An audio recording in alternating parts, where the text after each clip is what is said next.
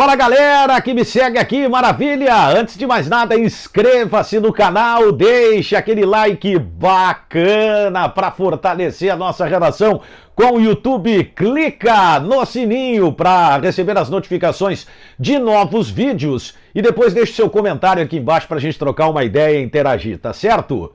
Então tá, vem!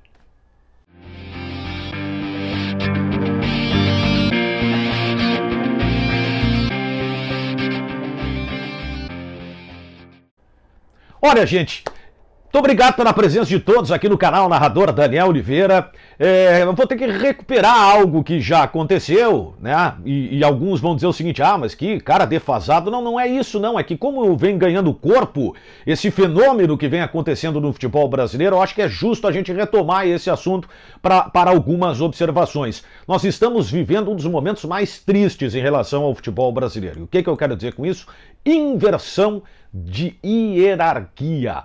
Hoje a pirâmide se inverteu, o jogador manda, e alguns clubes deixam isso bem claro. Cruzeiro, por exemplo, Fluminense, São Paulo e outros mais. Você não pode ficar refém dos jogadores. Eu não estou aqui dizendo que os caras são sacanas, não. Tem muito jogador profissional, como toda profissão, tem na minha e tem na do atleta. Tem o cara que tem boa índole e tem o cara que não tem boa índole, né? O bom, o mau caráter, o excelente e o péssimo. Isso faz parte. O competente e o incompetente. Mas o que a gente está vivendo hoje, olha, se não virar um sinal de alerta, é motivo de preocupação. Recapitulando alguns episódios, né? Jogadores do Cruzeiro cobraram do Rogério Ceni por que o Thiago Neves não estava jogando e o Ceni teve que sair do vestiário. Resultado, jogadores ficaram e o Rogério Ceni foi embora. Paulo Henrique Ganso brigou com Oswaldo de Oliveira.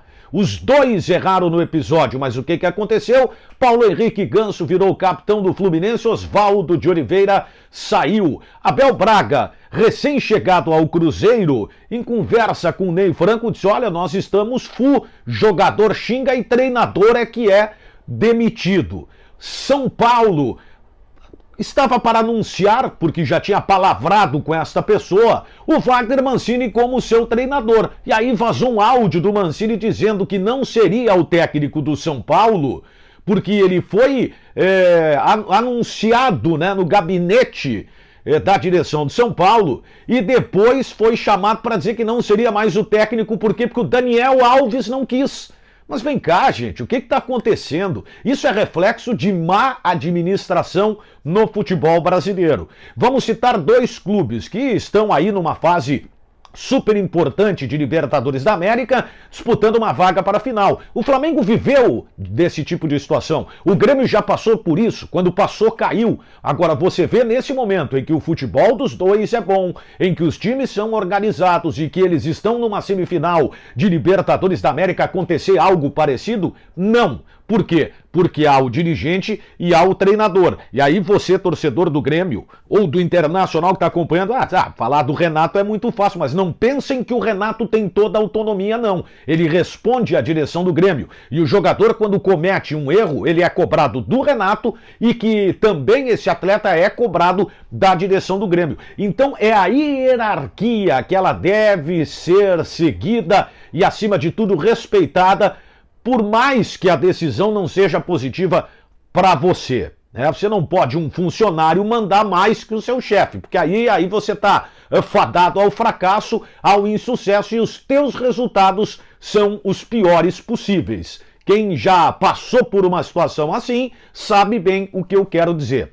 Então, gente, os dirigentes precisam mudar a postura. Mas no caso do Cruzeiro, os salários estão atrasados, os dirigentes estão sendo investigados. Bom, aí ninguém mandou botar o clube nessa situação. O Internacional passou por isso também. E aí se falava que tinha até discussão para premiação para o time não cair. Era um negócio impressionante. Quer dizer, você está jogando um campeonato, está podendo ser rebaixado num clube que nunca tinha caído para uma segunda divisão e havia preocupação da premiação para se manter na primeira divisão.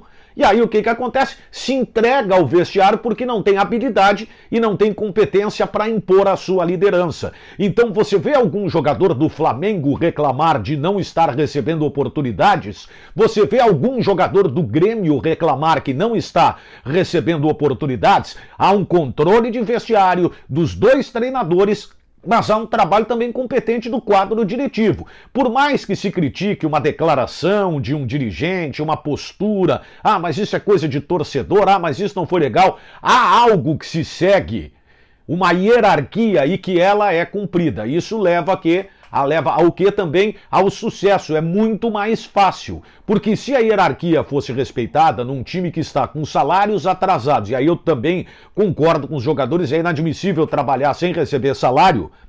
Quando você está com salário atrasado e com dirigente sendo investigado e com um clube uma esculhambação, é muito mais fácil virar uma zona, né? Agora, se tem um controle da diretoria, as coisas elas mudam, dão um revés. Basta ver o que aconteceu com o Internacional recentemente no ano do seu rebaixamento. Uma série de fatores e todos eles passaram por incompetência administrativa. Então tá na hora de rever esse conceito aí, né? A gente não pode viver isso no futebol brasileiro. O poste não pode mijar no cachorro, né, gente? Valeu! Deixe seu comentário aqui embaixo. Tamo junto!